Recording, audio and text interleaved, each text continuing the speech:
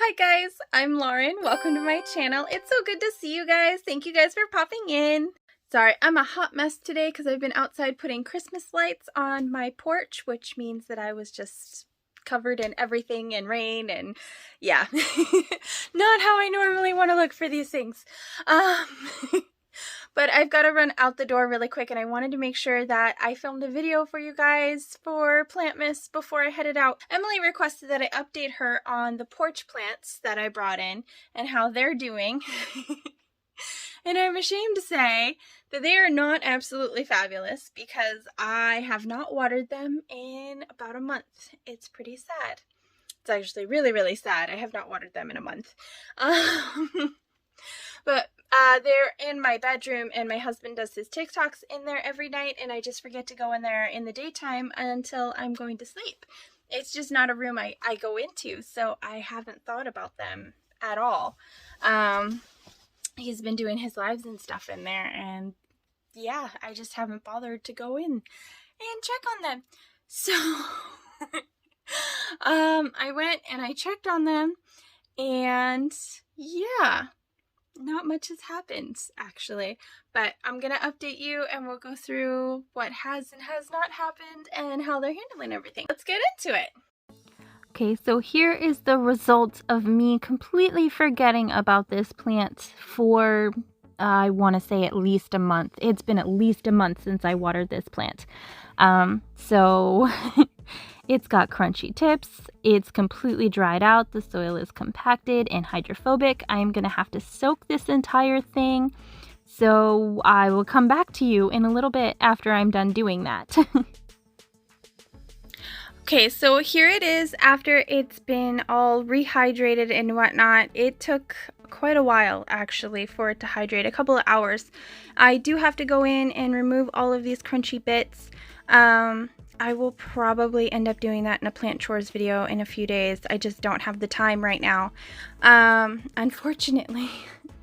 But it is thriving, it's healthy, it's gotten bigger. All of the green is new growth. It's doing really amazingly well. So, and I discovered that while I was not paying attention to it at all, it bloomed and is kind of still blooming. So I guess it's pretty happy, and it is normal because it's a creeping plant for it to die back at the top, and then we'll have to chop off and prune and propagate and all that. I have a whole video on that, so I'm not going to go into it, but it's doing good. It was just forgotten about, unfortunately, but it's pushed out a lot of new growth. It just needs a little bit of TLC, and it's still going to have to wait on that. Yeah. This is the other one, the propagations that I took from that same plant. You can see that this one is not getting as much light because the pink is starting to fade away and it's starting to go back to its normal zebrina color. So if you do get a zebrina that looks like the outer leaves of this plant, it's normally going to look like that with lower light, and it'll get more pink with more light, if you didn't know that already. So, but it's looking good too. It has crunchy bits and I'll just have to pick those off, but same thing, it's doing great. All right, and this Ficus Audrey, it was completely dried out, but it's doing all right. It didn't lose any leaves. It hasn't pushed out that new leaf either.